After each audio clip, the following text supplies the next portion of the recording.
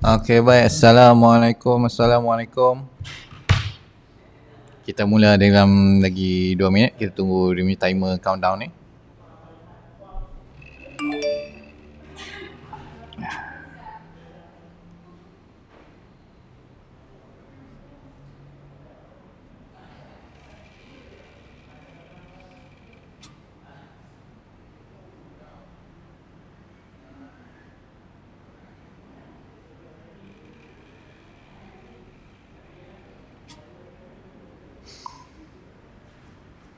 Waalaikumsalam warahmatullahi wabarakatuh. Tuan Tarmizi. Waalaikumsalam.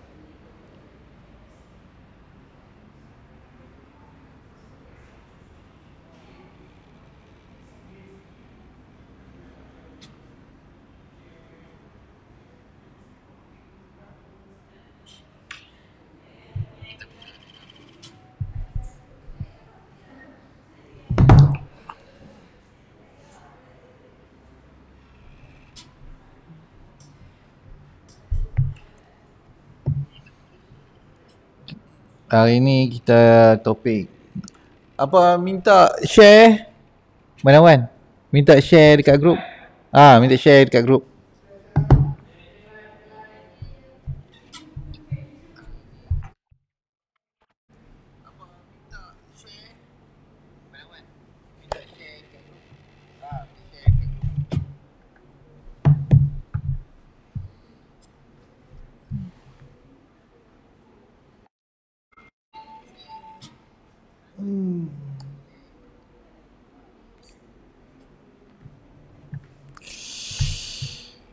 Okey.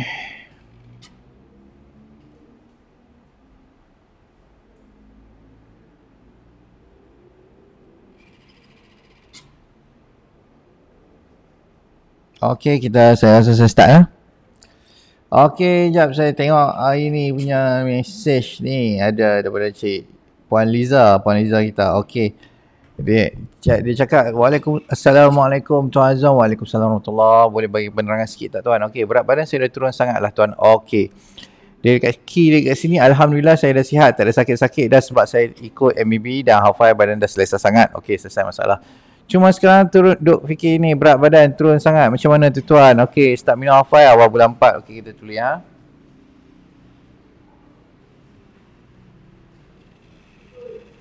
Awal bulan 4 start hafal. Okey. Lepas tu sebelum minum berat badan 55. Oh, 55. Saya tulis 57. Bulan 6 saya timbang balik, berat badan tinggal 40 kilo. 40 kilo. Bau timbang tinggal 37. Okey. Minum hafal kotak kelima. Kotak kelima. Saya risau saya sakit, semua sakit-sakit tu tak ada saya rasa Tuan. Cuma saya risau sekarang ni berat badan turun sangat. Badan dah kurus sangat, boleh Tuan terangkan. Okey. Ini antara masalah yang banyak orang pelik untuk pengamal MBB. Untuk selalunya poin ke awal lah, dia selalu nak nervous ni. Selalunya sebab dia turun berat badan, jatuh. Lepas tu start nervous apa semua. Lepas tu dia sepatutnya benda ni tak ada masalah pun. Sepatutnya kalau dia keep on MBB apa semua, berat badan akan naik balik. Cuma untuk peringkat awal ni, masa kita purge benda-benda yang tak bukan keperluan ni, memang dia akan jadi kurus. So don't worry. Okey, saya terang satu-satu. Okey, jap. Okey. Sebelum ni berat badan 55. Sebelum ni dia overweight. Sebelum ni Puan Liza ni overweight. Okey, sekarang ni underweight. Borderline underweight. Yang ni borderline obese ni. Sikit lagi nak obese. Sikit lagi nak obese. Yang ni underweight. Okey, kotak kelima 4 bulan. 4 bulan bukan 4 bulan ni. 3 bulan. 3 bulan MBB. Okey. Perlu kita faham macam nak baca Al-Quran pula. Okey, perlu kita faham bila kita start Hafal Plus dengan MBB ni, kita akan masuk satu mode dipanggil autophagy ya. Saya tulis satu benda ni saya jarang cakap, tapi hari ni saya akan cakap. Waalaikumsalam warahmatullahi wabarakatuh Cik Syida.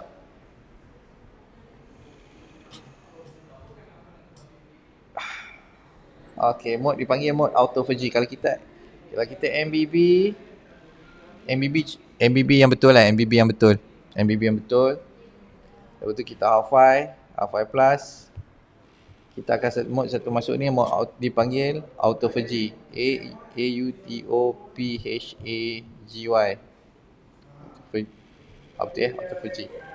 Autophagy. Autophagy ni bermaksud okey, saya cerita sejarah sikit autophagy. Sekejap.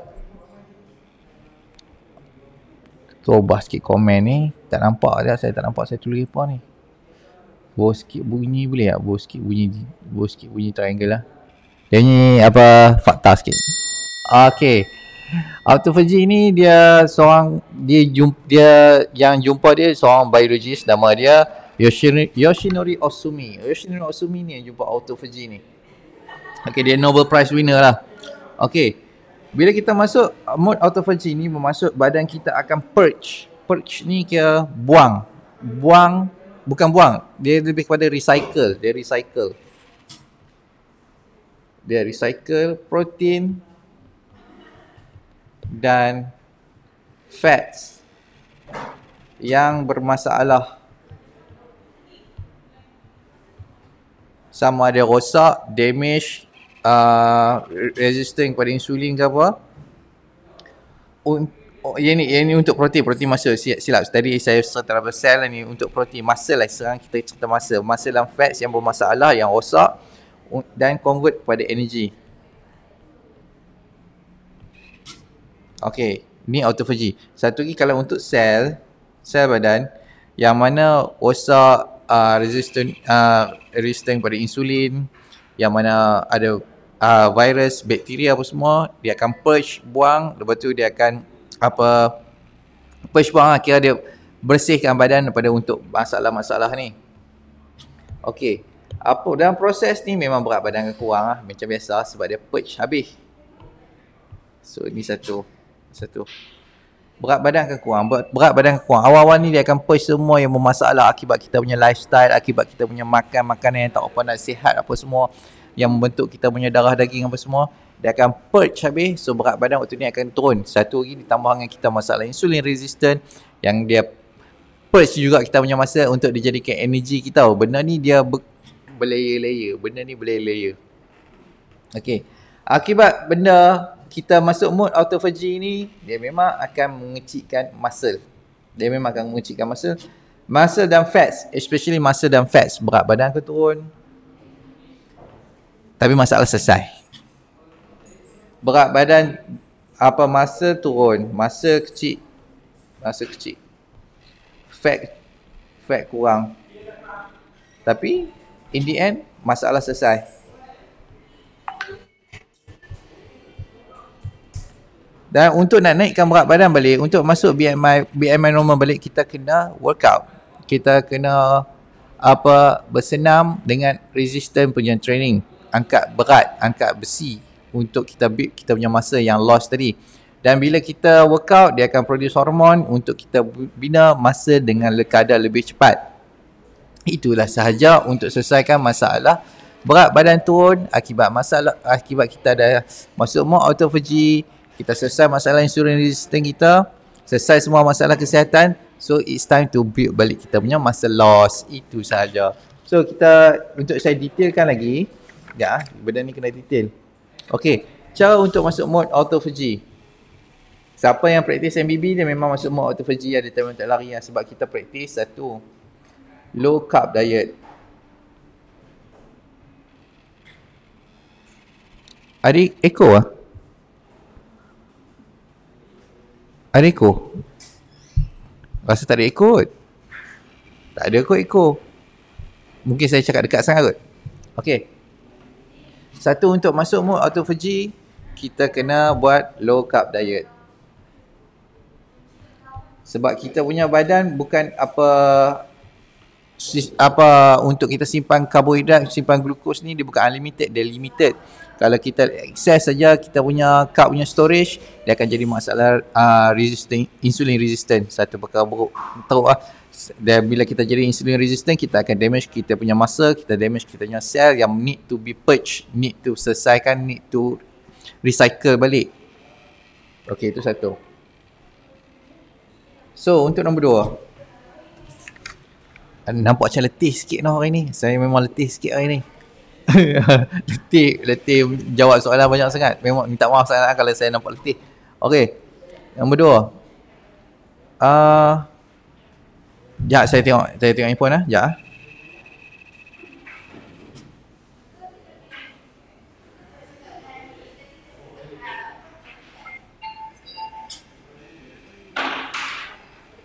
Nampak letih.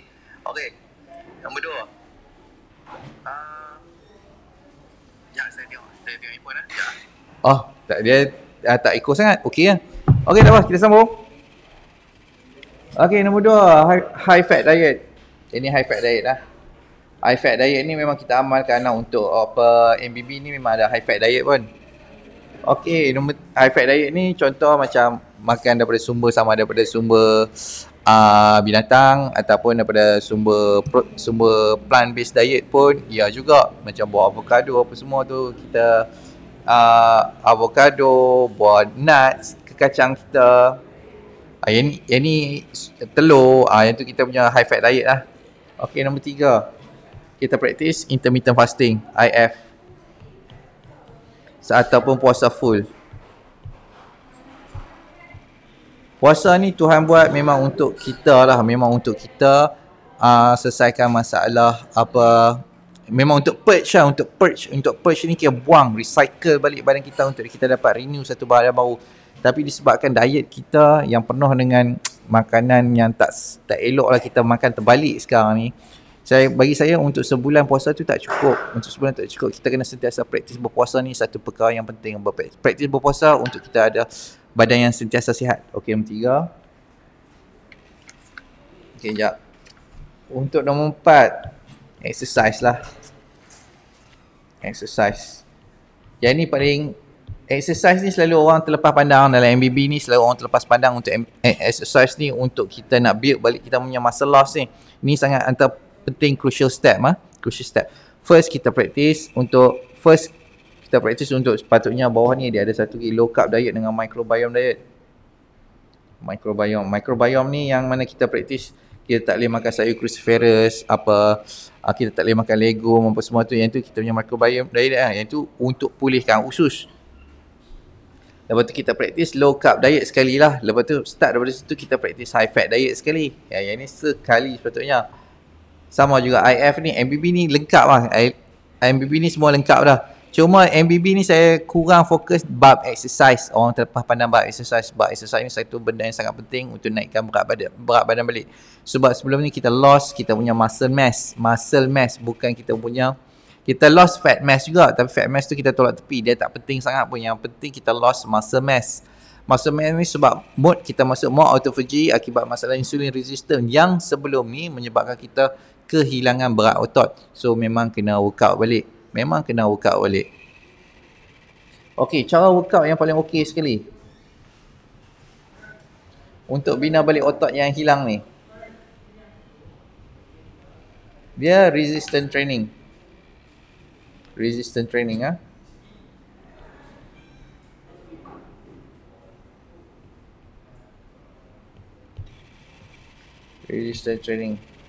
Resistance training ni ada satu keperluan untuk kita buat balik kita punya muscle mass. Tanpa resistance training, macam contoh kalau kita nak buat, kita jogging, dia tak bina balik muscle lah. Dia akan jadi muscle lean, dia akan jadi ikut kita punya kehendak. Kita nak muscle jadi berat balik ke, sihat balik ke, berat badan balik ke, apa ke, kita kena buat bukan macam jogging, bukan macam swimming apa semua. Yang tu bagus untuk jantung, yang tu senaman untuk kita punya cardio, okey, tak masalah. Tapi untuk bina balik muscle, kita kena buat angkat besi lah, angkat berat ataupun body weight punya training lah. Body weight ni contoh macam push up, pull up ni angkat macam tu lah. Push up ni pumping lah, tekan tubi, push up, ataupun squat, ataupun macam-macam lah sekarang ni untuk body weight punya training. Boleh buat sendiri kat rumah, tak perlu beli gadget pun boleh buat. Lepas tu kalau kita rasa macam kita dah stable apa semua, kita try buat angkat berat pula. Bagi dia lagi susah. Kita start dengan ringan, lepas tu makin lama makin hardcore, makin lama makin hardcore. Okey, agak-agak berapa lama berat badan baru boleh naik? Terpulang kepada keperluan masa tu sendiri, terpulang kepada, kalau kita hidup sedentary, maksud sedentary ni maksud macam ni ya. Kita kena faham badan kita sentiasa ikut keperluan tubuh badan. Bila kita dah makan dah betul, badan kita akan jadi ikut keperluan kita. Contoh macam kalau kita duduk sahaja kan, sedentary, hidup sedentary.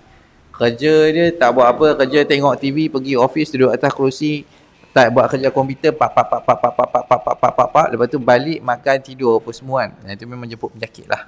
Memang jemput penyakit. Itu orang kata sedentary lifestyle. Lepas tu dia kena penyakit. Okey. Start dari sini, kita kalau dia praktis MBB betul, dia makan half plus betul, automatik berat badan dia akan kembali kepada keperluan badan dia sendiri. Dia akan jadi kecil lah. Dia akan jadi kecil sebab badan dia tahu orang ni tak buat kerja apa, dia bukan angkat besi, dia bukan angkat berat. Buat apa aku nak bagi dia muscle banyak? Buat apa aku nak bagi dia fat banyak? So aku kecilkan dia, ikut keperluan. Kalau dia angkat berat, automatik berat muscle dia akan naik, automatik berat dia akan naik sebab dia kata, oh orang ni angkat berat, orang ni angkat besi. So aku kena build dia muscle untuk dia boleh buat kerja tu nanti. So dia start balik, badan tu akan back to normal balik lah. Badan tu back to normal, tapi kita back to normal yang betul-betul sihat tau, bukan ada penyakit. Okay, waktu yang terbaik untuk bersenam, pagi atau petang atau malam? Terpulang. Pagi boleh, tengah hari pun boleh. Sebab dia contoh macam ni ya. Dia contoh macam ni. Kalau kita kerja, dia malam tak apa nak okey, malam tak okey. Tapi yang paling okey waktu matahari terbit lah. Waktu matahari terbit daripada pukul 7 tu sampai pukul 6 petang, yang tu window untuk kita workout, malam kita rest. Macam mana Tuhan cakap lah.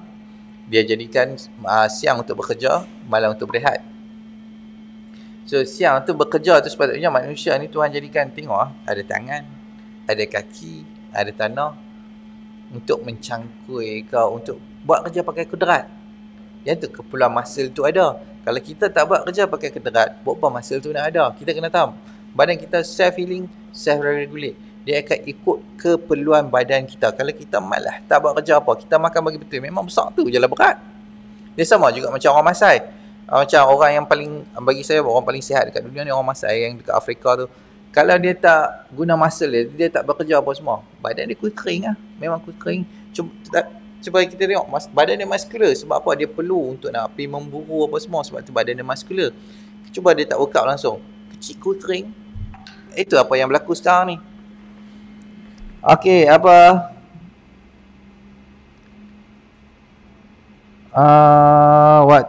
Okey, waktu yang terbaik untuk bersenam. Waktu terbaik untuk bersenam pagi atau petang? Saya kata waktu matahari terbit. Waktu matahari terbit sampai matahari terbenam. Pukul 7 pagi sampai 7 petang. Ini punya window dia. Sebab malam kita nak rest. Okey, Tuan, macam mana nak selesaikan masalah lenguh sendi? Macam saya ni selalu sakit sendi. Nak selesaikan masalah lenguh sendi, sakit sendi. Kalau sakit sendi ni selalunya kurang vitamin B12. Selalunya tak vitamin B12, vitamin D. Ada dua benda ni.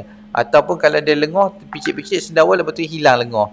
Ini saya kata masalah ni je lah. Masalah angin je lah. Tapi kalau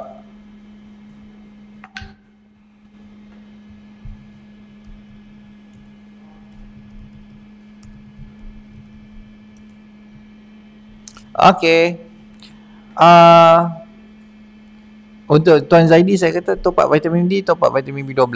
Ikut makan. Tapi kalau nak top up tu beli je sebotol dah lah. Bagi lepas tu. Lepas tu makan balik macam biasa MBB je, jaga MBB lah. Okey, untuk Luqman Haris, bila makan terlalu kenyang kena panic attack, memang sebab dia kembung. Macam mana nak buang angin? Tak boleh lah makan terlalu kenyang. Contoh dia sebab apa? Sebab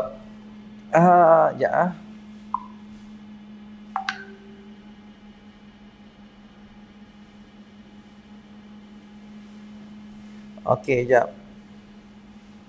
Okey. Untuk tahun malam hari. Okey, contoh. Bila kita makan terlalu banyak, start tukar. Tukar pensel lah. Tukar banyak.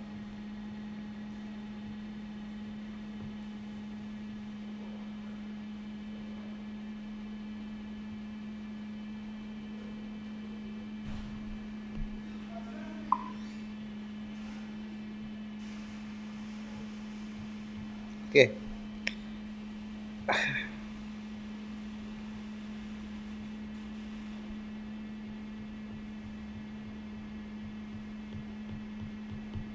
Okay. Bila kita makan terlalu banyak dengan keadaan orang yang ada masalah SIBO ni, yang buat kembung ni biasalah masalah SIBO lah. Kadang kata kembung ni. Kat sini, dekat usus dia ni ada masalah satu orang panggil. Dia ada small intestinal bacterial overgrowth, SIBO. Okay. Okay.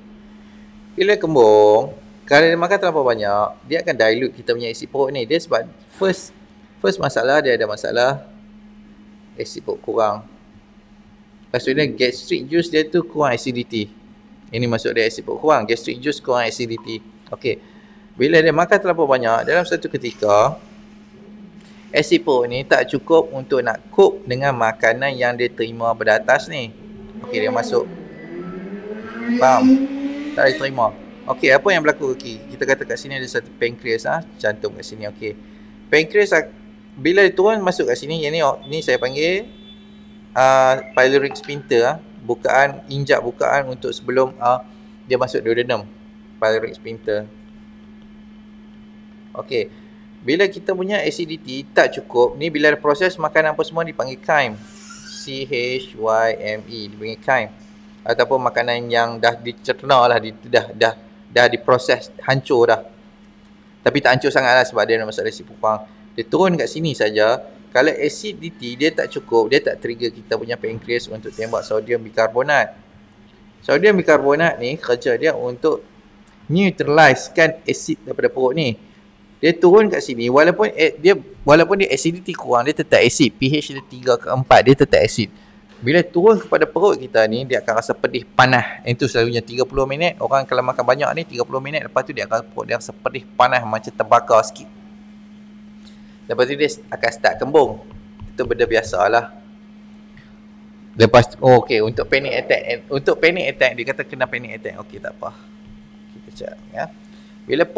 Bila usus kita kembung, akibat masalah SIBO, dia menapai kita punya makanan kat sini, kembung. Dia tolak perut kita naik ke atas, perut kita akan tekan diafragma ni, kita punya paru-paru tak boleh kurang boleh kembang kecut. Otak badan akan hantar dekat signal dekat jantung, kata badan dalam keadaan bahaya. Dia akan pump jantung tu laju sikit, pop.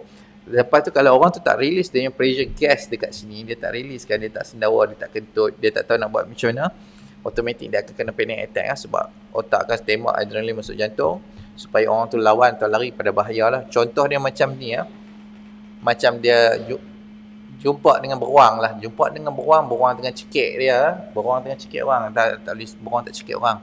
Kita panggil gorila lah. Gorila kot cekik kot. Gorila dia cekik orang tu. Orang tu tak boleh nafas. Sesak nafas. Automatik dia tembak adrenalin masuk supaya orang tu jadi kuat.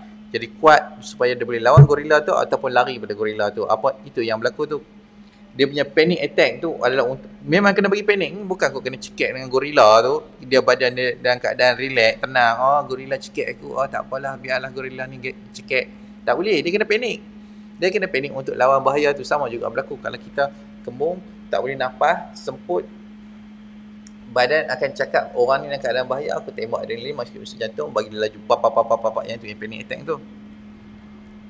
Okey, macam mana nak buang angin? Macam biasa, kita ambil jalan paling mudah. Kalau nak ambil Gaviscon ke apa semua pun boleh juga, tapi tak elok lah kalau dia jadikan tabiat, sebab nanti kena menjadi masalah kencing.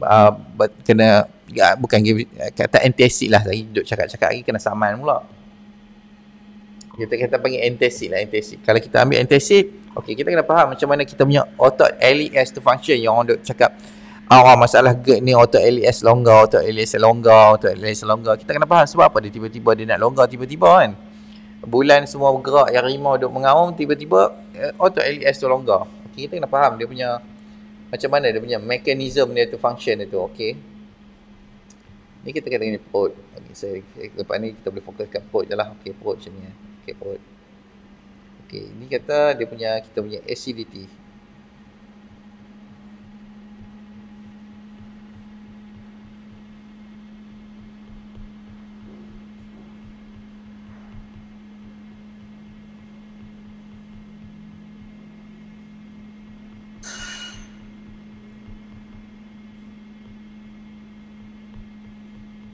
Okey.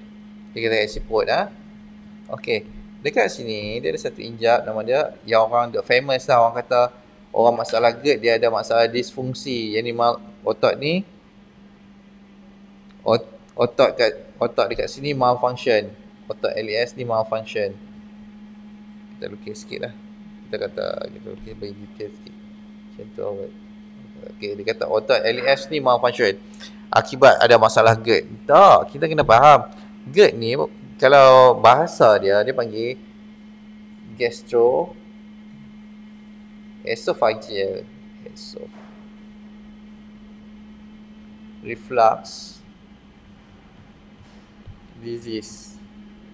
Saya tak setuju untuk penggunaan disease ni, penyakit saya tak setuju.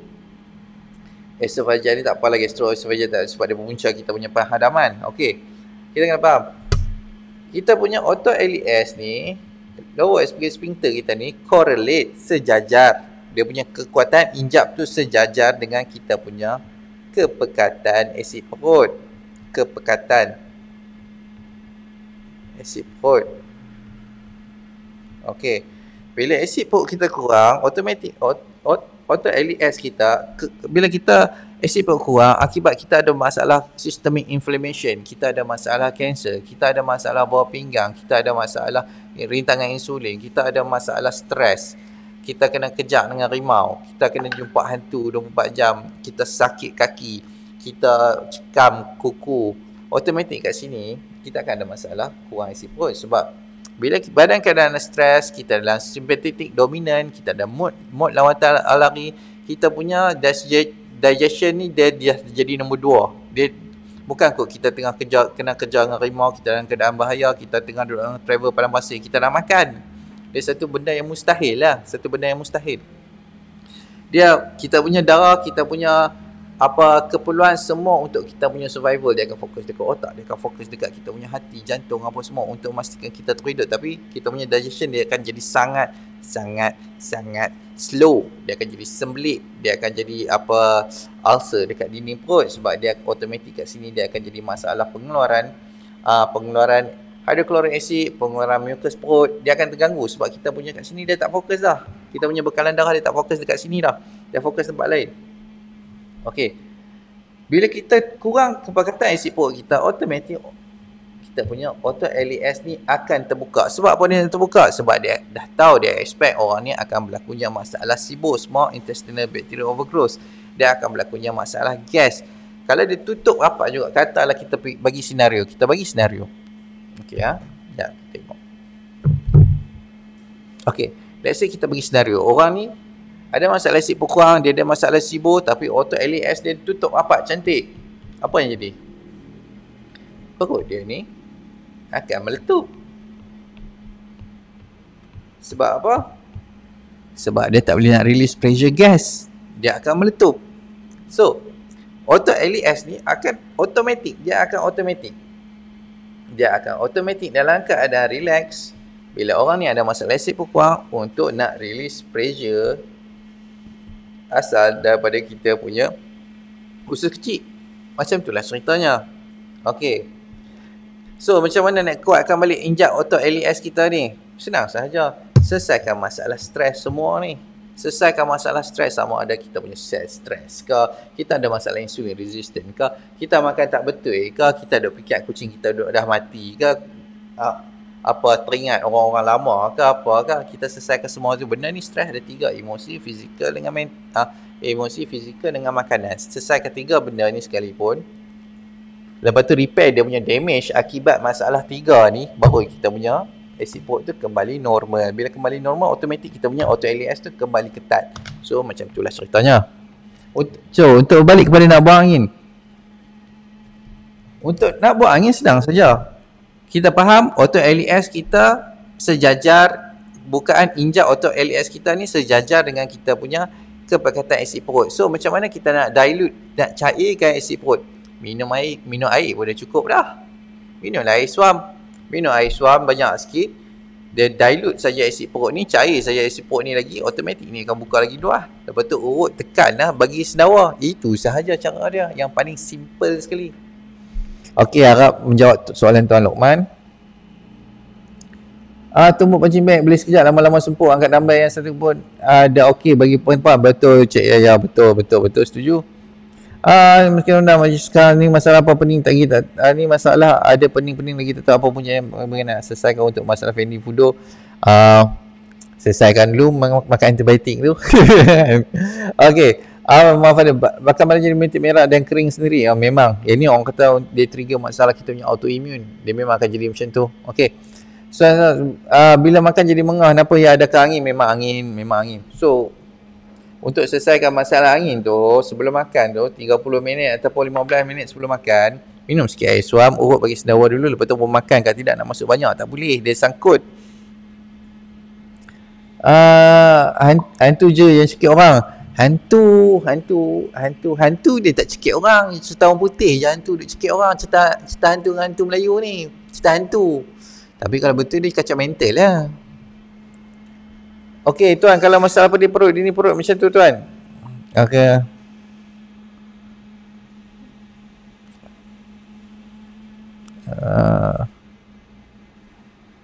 Saya tengok mesej. Okey.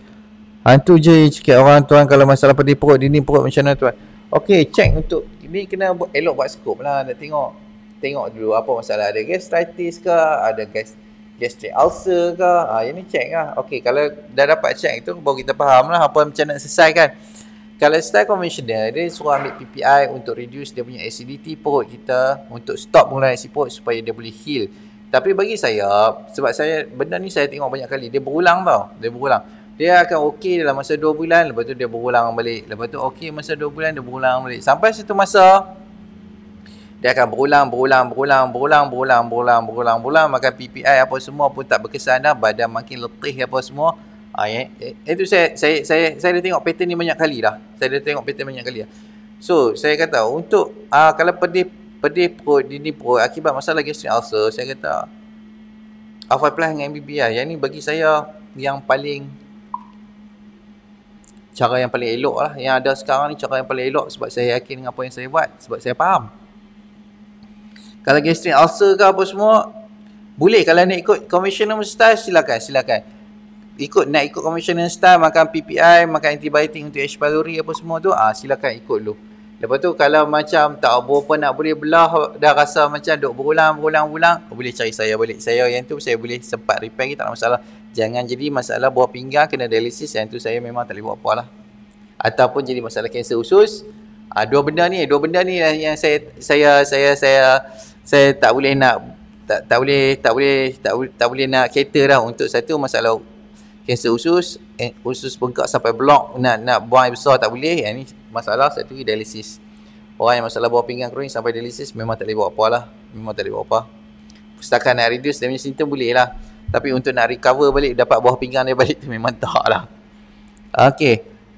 Tuan, kalau kaki terselio betul-betul bawah buku dari day week later kaki kanan pun sakit sama, adakah yang pertanda sakit bawah pinggang? Tak. Kalau sakit bawah pinggang, kita tengok orang tu bloated satu badan. Bloated ni maksud dia bengkak air. Kebanyakan bengkak air lah. Kalau buah pinggang start problem, apa nak buat? Check dulu. Jangan kita assume. Kita ada masalah buah pinggang apa semua. Check dulu. Betul-betul ke ada masalah buah pinggang ke apa, sekarang ni dekat mana. Lepas tu tengok dia apa alternatif kita bagi. Lepas tu bagi saya tahu info tu, saya akan try fikir macam mana nak selesaikan masalah. Kalau assume saya susah. Okey. Bagaimana nak tahu kita dah sembuh dan GERD? Apa tanda yang kita dah sembuh? Okey. Tak bloated tak kembung, ada energi, boleh makan sehari 2 kali. Boleh makan sehari 2 kali tanpa ada masalah sembelit. Lepas tu apa otak fikir bukan. Ini sahaja. Dia sepatutnya boleh makan sehari 2 kali tanpa sembelit dan otak tak fikir bukan-bukan, ada energi dan tak kembung. Selesai masalah ke? Itu sajalah. Okey, boleh makan konyak. Konyaku lah, apa yang macam gelatin tu. Kalau macam tu boleh je, tak masalah.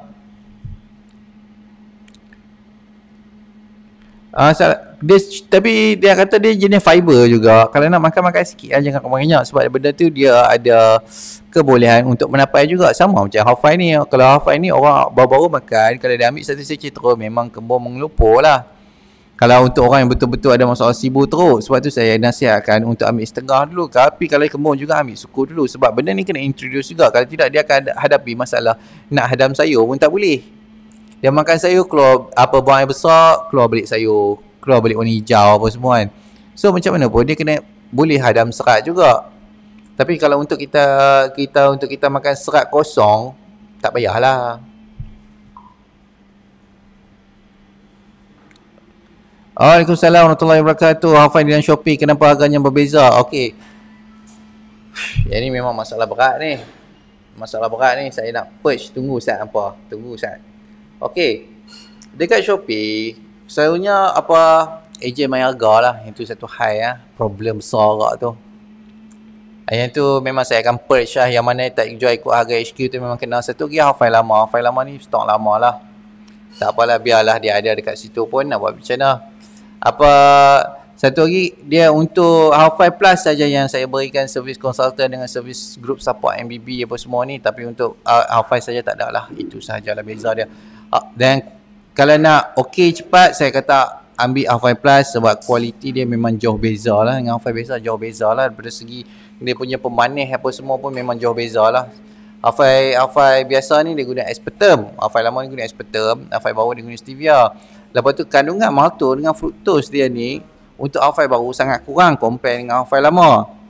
Itulah ceritanya. So better, sangat-sangat elok ambil Hafai Plus. Jangan untuk kita nak sihat, kita duk jimat juga sebab nak sihat, memang hang kena lah. Tu je cerita dia. Saya tak ada masalah untuk nak beli Hafai lama, tapi fikirlah untuk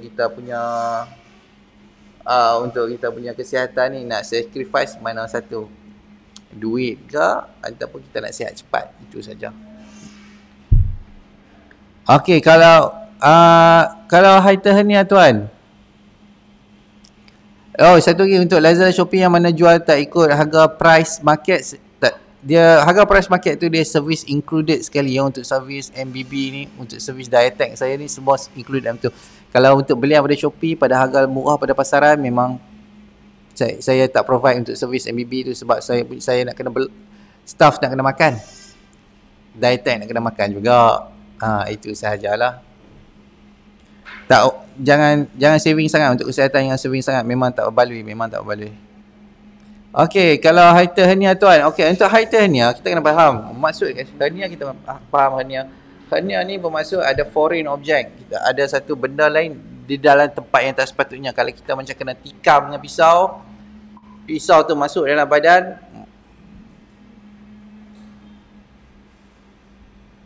Okey, pisau tu masuk dalam badan bermaksud itu orang panggil hernia lah. Hernia kena tikam dengan pisau. Okey, hernia kena sebab pisau tu dalam badan. Okey, itu. Kalau hiatal hernia bermaksud sebahagian daripada kita punya perut duduk dekat kita punya atas diafragma ni. Okey. Tengok asal macam okey.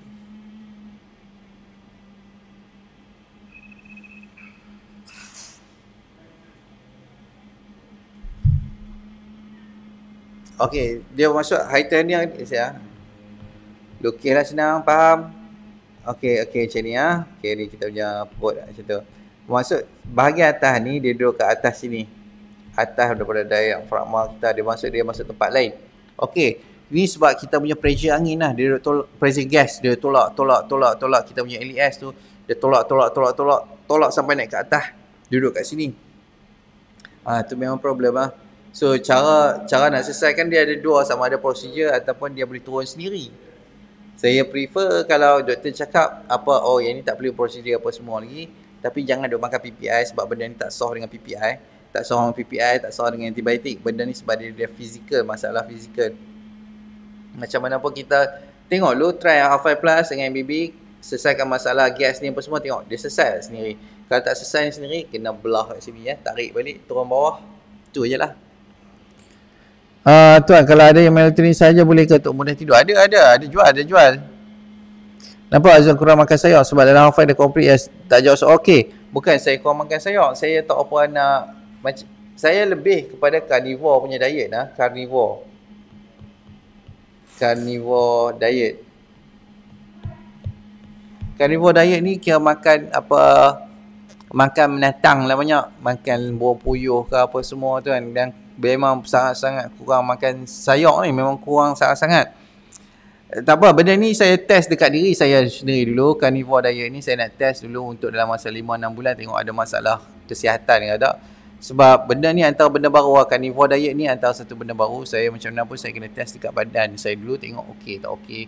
Tengok jerawat naik ke, tengok ada masalah gatal-gatal tangan ke apa ke, badan turun susut ke macam mana aku, saya kena test dulu lah. Tapi untuk bagi saya carnivore diet ni canggih, memang canggih pun. Saya boleh makan 2 kali sehari sekali, tak makan nasi pun, semua pun badan okey, tak ada susut mana pun. Ya, okey lah. Memang sangat okey lah. Tengok macam mana. Tengok macam mana nanti dia punya progress. Apa-apa saya report balik. Gastrik memang sakit dada juga ke tuan? Okey, untuk Tuan Muhammad Hafiz.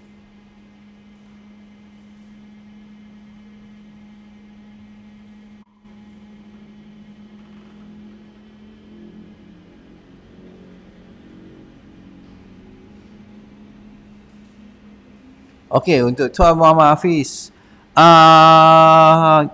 Muhammad Hafiz Fazli, gastrik memang sakit dada juga tuan. Okey, dia sakit dada tu sebab reflux daripada kita punya perut, gas acid perut ni. Okey, dia reflux, tolak pada pressure naik ke atas, masuk ke sini, kita punya saluran esophagus tu memang rasa panas, dada pun rasa panas sekali sebab kita sedut balik gas, nafas jadi semput sekali. Dua benda ni ya. Okey. Saya dah ambil R5 Plus hari ke-29, tapi hari-hari masih kembung. Saya amal MBB, perlu ke kurangkan ambil R5 Plus secik mau berjalan. Okey. Apa tengok MBB macam mana, betul tak betul? Tengok MBB, tengok betul tak betul apa semua, lu check dulu. Kalau apa, try kurangkan fiber, try kurangkan sayur dulu. Try kurangkan sayur ataupun eliminate dulu sayur pada diet, lepas tu tengok kembung tak. Okey, saya nak tanya, belakang saya sakit dengan dada, lepas tu rasa macam berat, adakah saya salah makan? Itu kembung tu. Cuba tengok makan sayur banyak tak, lepas tu kita tengok buangan najis sama ada hijau ataupun berdaun. Okey. Kalau perut merah-merah pedih, ini perut boleh makan vitamin C dengan zinc atau sangobion? Boleh, tak masalah, silakan makan. Okey. Tapi jantung dah tak laju. Okey, ada progress, tak apa. Bagi time untuk Sofian aja, bagi time apa hari ni sakit belakang dada sebab dia kembung. Sebab kembung, tengok, check balik MBB sama ada terlebih makan nasi ke, ataupun terlebih sayur ke, ataupun makan sayur cruciferous ke, ataupun termakan apa legum kacang-kacang ke. Ada benda-benda tu kita kena check. Saya ada gastrik angin, selalu perut tak selesa makan. Saya ada gastrik angin, perut selalu tak selesa, makan kena tak makan pun kena berat pun turun. Okey. Saya ada gastrik angin, perut selalu tak selesa makan, kena tak makan pun kena berat badan turun. Memang berat badan akan turun. Yang ni orang panggil sebab kortisol. Stres badan. Nak tidur malam pun tak boleh. Nak tidur malam, contoh dia tidur pukul 9. Tambah-tambah kalau dia ikut buat cara makan pukul 7, lepas tu tidur pukul 9 atau pukul 10. Sekali saya kata dalam masa pukul 1, pukul 2 sekali bangun tak boleh tidur balik dah. Ni, lepas tu berat, masa mass akan turun sekali. Yang ni sebab kita badan running dengan stress hormone. Memang kita akan kurus sebab dia produce cortisol. Cortisol ni akan ambil kita punya gula. Orang ni ada masalah insulin resistance sekali. Dia ambil cortisol, cortisol masuk, breakdown kita punya muscle, asid amino masuk hati, produce glucose untuk dia tampung orang yang ada masalah insulin resistance. Ni satu perkara biasa ni. Amal R5 Plus dengan BB lah, cepat sikit. Okey, untuk Tuan Hafiz, kat leher yang keluar benjol lah tuan, leher belah kiri dari 1 jadi 3, ada apa dari 1 jadi 3. Yang ni kena check. Yang ni kena check. Yang ni kena check. Sama ada benjol sebab apa. Yang ni kena check. Gastrik memang rasa panas badan ke dengan rasa menikam tengah belakang? Memang rasa badan panas. Dia sama ada rasa badan panas, kaki sejuk. Satu rasa menikam tengah belakang sebab kita punya bloated, sebab kita kembung. Dia sama ada rasa belakang sakit, pinggang sakit, belikat sakit, betih lengah, tangan tak boleh nak angkat. Saya dah makan keledek goreng lah, rasa lepas baru itu makan keledek tu yang rasa sakit tu. Oh ya, ke keledek ni tak boleh lah makan lagi. Itu sahaja. Tambah-tambah kalau keledek tu goreng tepung, memang best lah combination dia. Memang best lah combination dia. Dapat tak hiatal hernia sembuh dengan Half-Life Plus tanpa bedah? Dia bergantung kepada keterukan severity hiatal hernia tu. Kalau dia teruk memang kena buat laparoskopik lah, belah kat sini, pap dia tarik balik turun bawah, pap. Tapi kalau tak selesai SIBO, benda tu dia jadi balik. Sebab tu saya kata selesaikan masalah angin dulu, selesaikan masalah SIBO, selesai dengan amal Half-Life Plus apa semua. Lepas tu baru kita tengok selesai tak masalah hiatal hernia. Kalau tak selesai hiatal hernia, baru kita boleh tarik bawah, baru benda ni tak berulang sebab kita tak ada pressure dah nak tolak naik ke atas. Selagi dia pressure naik ke atas, kita tarik bawah kembali pun, dia ada pressure, dia akan tolak naik balik. Benda ni akan berulang. Lepas tu kena buat balik, dia jadi balik, buat balik, jadi balik, buat balik, jadi balik. Kan mengarut tu. Sebab benda ni saya tengok berulang lah. Saya jumpa benda ni dah berulang-ulang kali dah. Customer saya ramai. Sebab bila customer ramai, benda ni saya dapat dengar macam cerita lah.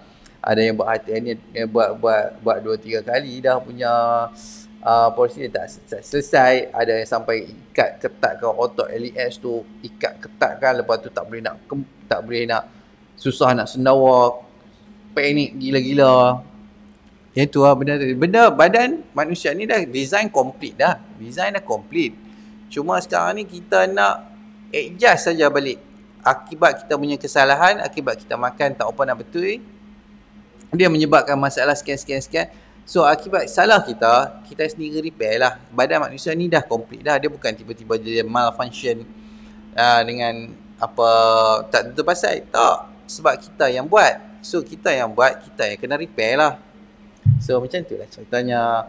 Okey, saya recap balik untuk apa nama? Puan Liza punya soalan tadi. Dia jadi kurus tapi selesai semua masalah. Okey. Abang Half-Life Plus, MBB jadi kurus, selesai semua masalah tapi jadi kurus. Sebab apa? Sebab dia masuk sebelum ni dia ada masalah rintangan insulin, badan dia running dengan stress hormone, kortisol keluar, lepas tu dia MBB, dia masuk more autophagy, badan dia purge habis benda yang tak diperlukan. Lepas tu sekarang ni dia tinggal basic asas rangka yang perlu buat balik muscle. Buat balik muscle macam mana sekalipun, dia kena ada resistance training. Dia kena sama ada buat body weight, angkat berat sendiri, ataupun workout angkat besi. Itu cara dia. Saya mungkin yang mungkin tepung saya mungkin dia bukan langgapan tepung ni sepatutnya tak manusia tak boleh makan. Tepung ni tak boleh makan manusia sihat. Tepung ni sepatutnya tak boleh makan. So jangan makan.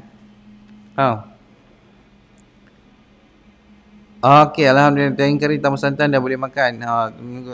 Terima kasih Cik Yaya. Boleh tak apa. Santan tu nanti lama-lama introduce balik sebab santan ni kategori makanan sihat. Cuma awal-awal tu untuk orang ada masalah SIBO, dia tak boleh nak hadam properly tau gula-gula santan ni. Itu masalah dia.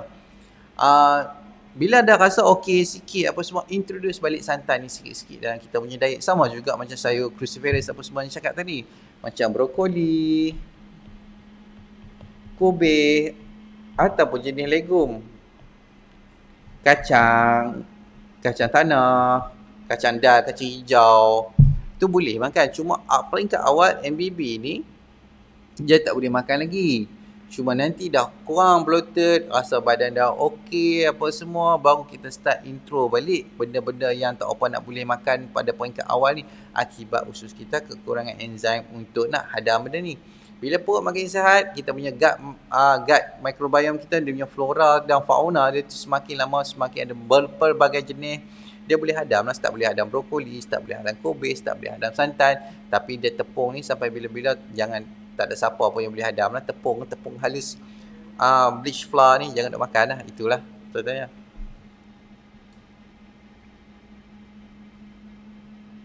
Apa makanan yang kena pantang bila kita dengan gastrik tuan? Okey, untuk Tuan Muhammad Hafiz,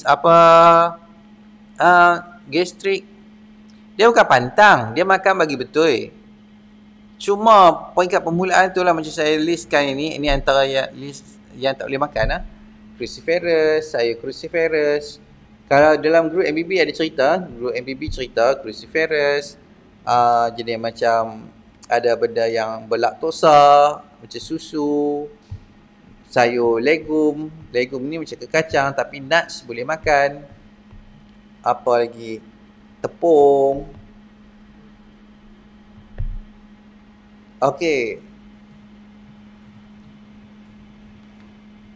Ini cerita dia, kalau masuk grup MBB benda ni semua ada cerita, semua ni dah list down siap-siap lah. Okey, tuan, apa beza najis timbul dengan najis tenggelam? Okey, untuk orang makan hafal dia memang akan najis dia akan timbul sebab dia ringan, sebab dia berserat. Bila dia berserat, dia akan ada rongga-rongga udara dalam najis tu, sebab tu dia timbul. Kalau untuk tenggelam, biasa dia tak masalah pun. Kalau tenggelam sebab benda tu solid, dia tenggelam lah. Kalau dia rongga udara, dia timbul. Dia ringan. Itu sahaja. Okey, high protein flour boleh mengkonsum ke? Saya rasa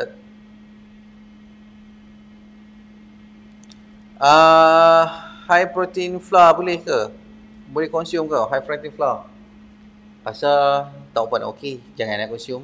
Itu sajalah. Untuk tepung ni saya tak apa lagi. Tak apa nak okey sikit untuk tepung. Kecuali tepung kasar boleh makan lah. Tapi untuk tepung halus ni jangan makan lah. Okey, apa makanan untuk gastritis dengan duodenitis? Okey, kita kena faham macam mana gastritis. Duodenitis. Ini satu, dia berlaku kerasaan dekat duodenum, satu berlaku kerasaan dekat perut. Dua-dua ni punca sama juga. Dua-dua ni punca dia akibat masalah asid perut kurang, menyebabkan jadi stres. Dia punya penghasilan mucus tu problem. Okey, kita fokus perut gastritis. Dia jadi penghasil dia automatik. Bila kita badan keadaan stres, kita dah mood sympathetic dominant. Nak tahu mood sympathetic dominant ni apa dia? Kita senang jantung berdebar, kita senang trigger, kita baca cerita mengarut sikit, automatik kita rasa macam tak sedap hati. Kita tengok movie, kita macam dah rasa nak tengok movie. Tambah-tambah kalau movie tu action, kita tahulah kita dah masalah, kita dah mood sympathetic dominant, mood swing. Okey, bila dalam ni saja dia akan efek kita punya pengeluaran mucus. Pengeluaran mucus yang kot kita punya usus, kita punya perut tu sendiri. Bila dia ada masalah disfungsi untuk penghasilan mucus ni, automatik kita punya asid perut tu boleh kena dinding perut kita lah. Automatik dia akan merah lah. Jadi tu gastritis lah. Untuk duodenitis akibat makan terlampau banyak satu masa, akibat masalah asid perut kurang. Bila masuk makanan terlampau banyak, tiba-tiba dia tak boleh trigger. Bila dia turun saja masuk pyloric sphincter bahagian bawah perut kita tu, bila climb tu, makanan dah cerna tu, dia masuk kita punya pyloric sphincter tu, bawah tu, yang sepatutnya dia trigger kita punya pancreas untuk tembak tembak sodium bikarbonat. Tapi bila dia tak cukup nak trigger tembak sodium bikarbonat tu, perut tu akan rasa panas. Dia akan rasa panas sebab acidity daripada kita punya perut. Walaupun acid dia tu nak ke neutral 3 ke 4, dia tetap acid. Duodenum kita punya tisu lembut, kalau kena dia memang rasa pedih panas. Pedih panas tu akan menyebabkan keradangan. Yang ni akan berlakunya duodenitis. Kalau nak lagi best lagi, dia bawa sekali H. pylori. H. pylori akan beri kepala dia dekat situ, dekat luka tu. Lepas dia buka kaki dia akan tembak satu solution alkaline untuk melindungi kita punya duodenum tu daripada terus kena asid perut. Yang ni orang duk salah faham. Saya punya view. Mungkin saya salah, mungkin saya betul, saya tak tahu ni. Saya rasa saya betul lah. H. pylori semua orang ada H. pylori ni sebab dia punya habitat adalah dekat kita punya perut untuk regulate kita punya stomach, untuk regulate kita punya ghrelin dengan leptin, hormon lapar dengan kenyang. Contoh saya bagi, kalau untuk nak bagi macam orang tu cepat gemuk ke apa semua, senang, bagi antibiotik.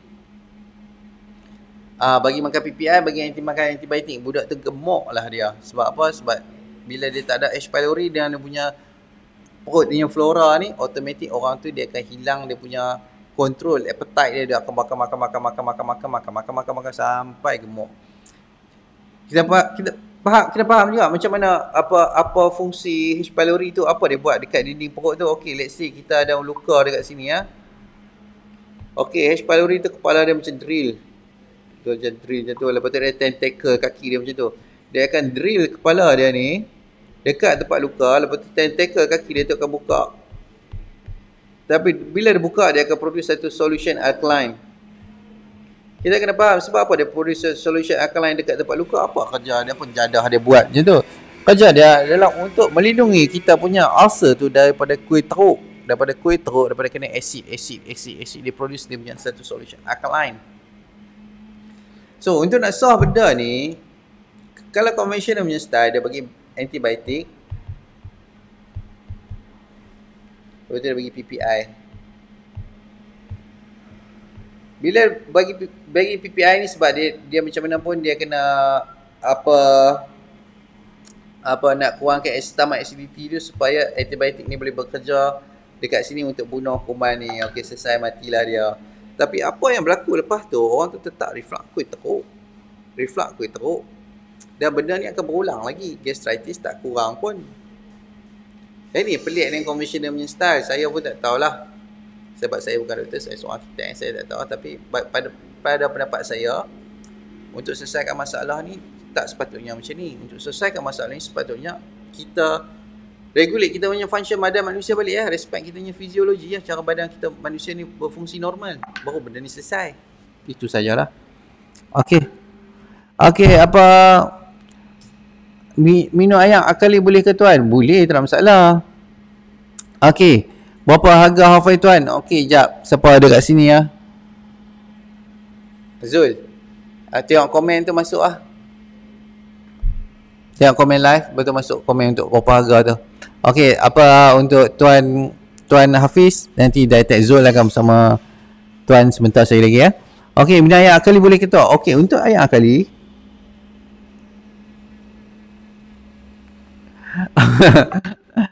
okey. Okey. Untuk air akali boleh saya minum, tapi jangan minum selepas makan. Minum selepas makan, sebelum makan jangan lah. Okey. Dia kira macam okey untuk Tuan Kamarul Nizam. Okey, macam saya sendiri, saya mengamal Hafal Plus dekat 9 tahun dah. Hari-hari saya minum. Hari-hari saya minum non-stop. Tapi tengok berat. Saya punya berat muka pun tak ada turun mana pun. Tapi untuk orang yang ada masalah kesihatan ni, kita kena faham problem dia adalah dia kena purge dulu badan dia tu. Purge ni maksud dia buang apa yang tak diperlukan, macam sel yang rosak, muscle yang tak apa nak boleh pakai tu, memang dia akan hilangkan. Sekarang ni untuk nak tanya Tuan Kamarul Nizam, berat badan berapa sekarang? Berat badan yang tinggi kita share kat sini. Saya boleh explain semua sekali. Kalau gastric attack boleh minum air banyak. Kalau gastric attack tu macam mana? Macam reflux ke?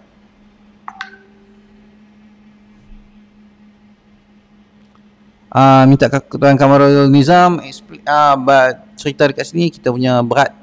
Kita punya berat. Kita punya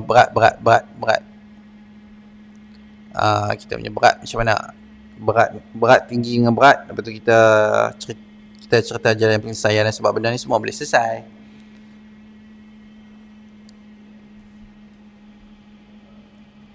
Okey. Tuan masuk makan lemak tu macam mana? Daging ke? Okey. Daging boleh, butter boleh, ghee boleh. Ghee yang orang selalu buat nasi biryani tu kan. Ghee boleh. Lepas tu apa lagi? Buah avocado boleh. Kacang macam almond, gajus tu pun boleh. Lepas tu apa lagi? Telur boleh. Nak makan daging rimau menangis pun boleh. Macam-macam lemak ni makan saja lemak. Makan lah. Tak ada masalah, makan lah. Oh, kalau macam reflux. Kalau macam reflux ni, cek makan lah. Kalau makan benda bertepung, memang ada reflux lah.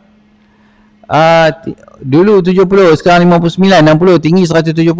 Okey, berat badan cantik lagi. Tak masalah pun. Saya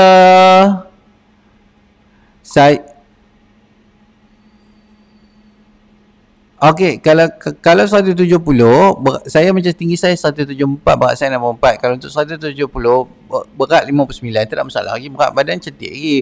Cuma kalau nak bagi naik berat badan, workout lah. Sebab kita lost muscle mass, berat otot kita hilang. Kena workout. Kena exercise, buat resistance training untuk naikkan berat badan balik. Saya dah makan Fani kotak keempat tapi masih sembelit. Tahi masih ada sayur. MBB dengan betul. Makan satu hari korek air litir, satu hari bersih dalam juga apa masak. Okey, saya dah faham dah. Benda ni saya dah explain dalam live sebelum ni Minta tengok yang live sebelum ni atau saya explain sekarang lah. Alang-alang saya time lagi, saya explain sekarang. Okey. Untuk tuan Nur Ain, saya punya jawi pun teruk lah. Nur Ain Farisha. Okey. Nur Ain ni cik kot. Okey. Apa yang ni kes kurang makan Kes kurang makan dia memang jadi sembelit. So MBB tu jangan buat mengejut. Cerita je MBB tu jangan buat mengejut. Okey. Kita nak tahu bila MBB ni tak apa nak sesuai sangat. Bukan tak apa nak sesuai. MBB yang kita buat praktis agak salah, iaitu kita jadi sembelit.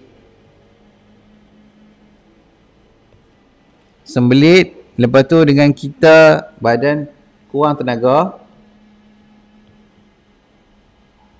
berangin dengan jadi buasi ya. Benda ni.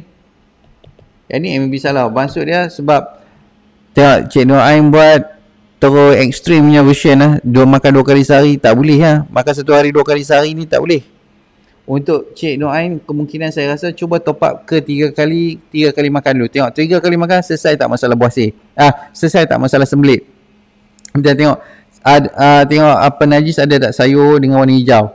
Saya rasa tak ada. Cuma top up balik makan ikut keselesaan. Sebab tu kita kena faham konsep MBB ni, idea dengan konsep MBB. Kalau kita buat tanpa kita faham idea dan konsep MBB ni sendiri, dia memang akan jadi bukan-bukan lah. Itu sebab tu saya sendiri tekankan faham konsep idea dengan konsep baru kita boleh makan macam-macam. Kalau kita tak faham idea dengan konsep, diet kita akan jadi sangat rigid.